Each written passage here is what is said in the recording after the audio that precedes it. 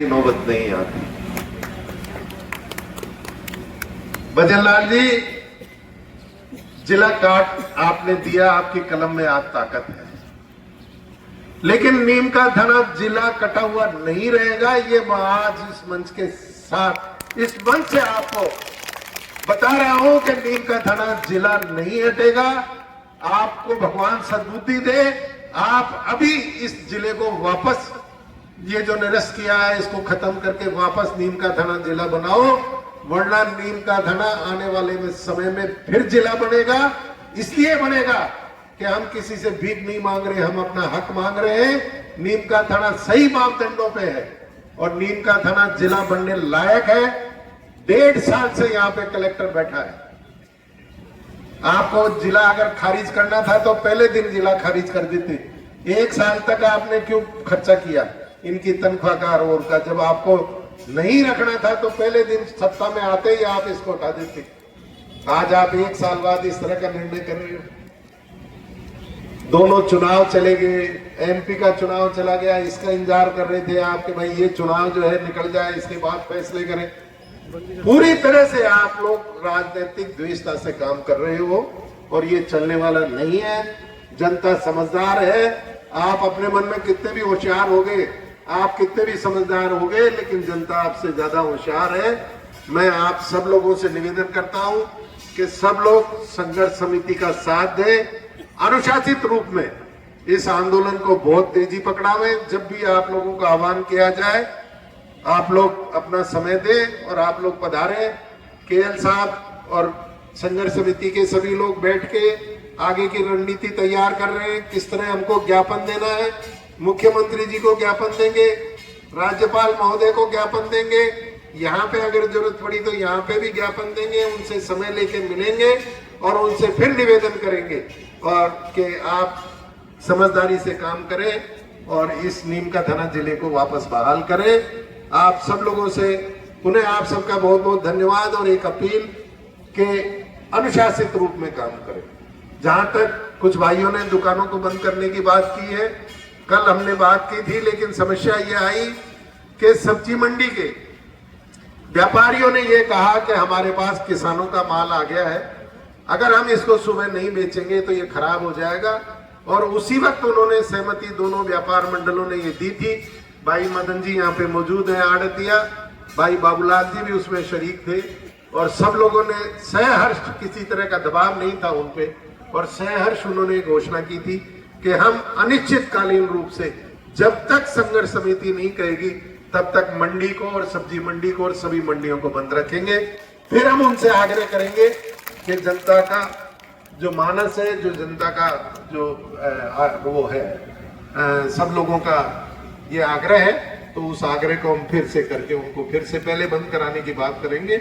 और आप सब लोगों से निवेदन है कि आंदोलन को शांति प्रिय रखें, जब तक जरूरत नहीं पड़े इसको शांति प्रिय रखें। और अगर आवश्यकता पड़ेगी, अगर कोई और किसी तरह की, जैसा कि भाई लोग कह रहे हैं कि हाईवे को जाम करने की आवश्यकता है, वो भी अब नौबत आएगी और संघर्ष समिति तय करेगी। मीणा साहब से भी हम बात कर रहे हैं, हाई कोर्ट में भी जाने की बात कर रहे हैं कि कानून का सहारा लें। उनसे भी, हाई कोर्ट से भी ये निवेदन करें कि इस पर स्थगन प्रस्ताव किसी तरह का स्टे हमें मिल जाए कि ये जो इस पर रोक लगे। हाई कोर्ट अगर इस तरह की रोक लगा सकता है तो वो भी वकील से बात कर रहे हैं और जैसा भी होगा आप सब लोगों के सामने आएगा और हम लोग पूरा प्रयास करेंगे। मैं व्यक्तिशः इस मामले में मैंने पहले भी पूरा खुला दिमाग रखा है, विधानसभा में भी मैंने बार बार आवाज उठाई थी। आदरणीय गहलोत साहब को भी मैंने इस बात के लिए तैयार किया था, आंकड़े पूरे प्रदेशों के मैंने मंगवाए थे कि किस प्रदेश में कितने जिले हैं, कितनी जमीन वहाँ पे भौगोलिक भूमि है, कितनी जनसंख्या है और आबादी के कितनी आबादी पे एक जिला है, उस सब का कंपैरिजन हमने करके दिया था। और तभी उनका मानस बना था कि वाकई राजस्थान में और नए जिले बनाने की आवश्यकता है और उन्होंने नए जिले बनाए। हो सकता है प्रायोगिक तौर पे उन्होंने 1-2 जिले छोटे जिले बना दिए, तो पहले भी छोटे जिले बने हैं। प्रतापगढ़ बीजेपी के राज में बना हुआ है, जिसमें पूरी तो विधानसभा भी पूरी शामिल नहीं है। तो पहले भी इस तरह की बनी हुई है। नीम का थाना में तो 4 विधानसभा शामिल है और सबका जो सबकी आवाज थी सबसे राय करके और इसके बाद में इसका फैसला आदरणीय राम लुगाया जी ने किया था। तो किसी तरह की इसमें कोई कमी उन्होंने नहीं रखी थी, सबकी सुविधा के हिसाब से इस जिले को बनाया गया था। तो अतः इसे जो काटा गया है, निरस्त किया गया है, इसकी हम लोग भर्त्सना करते हैं, कड़े शब्दों में निंदा करते हैं और उनसे आग्रह करते हैं कि जनता की आवाज को सुने और नीम का थाना जिले को वापस बहाल करें। आप सब लोग पधारे, यहाँ पे इतना समय दिया, आप सबका बहुत बहुत धन्यवाद। धरने हुए, प्रदर्शन हुए, यहाँ तक कि विधानसभा घेराव हुए है। भाई ओम प्रकाश साई की कहानी तो आप सबको मालूम है। उन्होंने अपना जीवन जिले के लिए त्याग दिया। 21 दिन तक राजस्थान के विधानसभा के सामने उन्होंने प्रदर्शन किया था, भूख हड़ताल की। तो ये कहानी कोई एक दिन की, एक साल की नहीं है, 70 साल पुरानी कहानी है। और आज जो नीम का थाना की जनता को पीड़ा जो हो रही है, दर्द हो रहा है, तकलीफ हो रही है, ये समझी जा सकती है। आपकी भावनाएं जो है यहाँ देखने को मिल रही है, सुनने को मिल रही है, ये बहुत ही वाजिब है और ये बहुत ही ऐसी कहानी है, ऐसा अफसोस की बात है, दुख की बात है। 1 साल पहले, 1.5 साल पहले जब नीम का थाना जिला घोषित हुआ था, कितनी खुशियां हमने मनाई थी, कितना संतोष हमें हुआ था। और ये बात बार संघर्ष था। और क्योंकि मैं 18 साल से नीम का थाना के जिले के केस को देख रहा हूँ, उसकी लिखापढ़ी कर रहा हूँ, उसके ज्ञापन दिए जा रहे हैं, उसके प्रतिवेदन तैयार किए जा रहे हैं, मुझे इस बात का अच्छी तरह से एहसास है, इस बात की जानकारी है कि नीम का थाना जिला बनने की सारी पात्रता पूरी करता है। जैसा भाई सुरेश जी ने कहा कि राम लुगाया कमेटी को ये दायित्व दिया गया था कि वो जो जिले प्रस्तावित हैं, जिनकी चर्चा चल रही है, उनको देखें कि वो कितने जायज हैं, कितने उनका उचित है, कितने जस्टिफाइड है। उस कमेटी ने देखा और हमें भी 3-4 बार उस कमेटी के सामने प्रेजेंटेशन भी दिया, पर्सनली भी दिया, मिले और सारी बात उनको समझाई।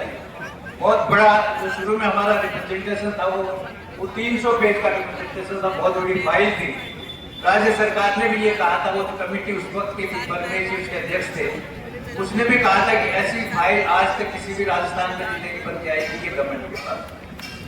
तब से लेकर के हम आज तक इस बात को परस्यू कर रहे हैं, बहुत सीरियसली परस्यू कर रहे हैं और हर कदम में इस बात को हर दिन परस्यू किया, इस बारे में विचार विमर्श हुआ है। और मैं ये बात दावे के साथ कह सकता हूँ कि नीम का थाना आज भी जिला बनने की जितनी पात्रता है, जितनी एलिजिबिलिटी है, जितनी शर्तें हैं, वो सारी शर्तें नीम का थाना पूरी करे। ये गवर्नमेंट में ऐसा एक भी आदमी आज तक हमें नहीं मिला जो जिला बनाने के कार्यक्रम से जिसका कोई संबंध हो किसी तरह का, और उसने ये कहा हो कि नीम का थाना में जिला बनाने के मामले में किसी भी तरह की कोई पात्रता नहीं करनी। पूरी तरह से नीम का थाना का केस को हमेशा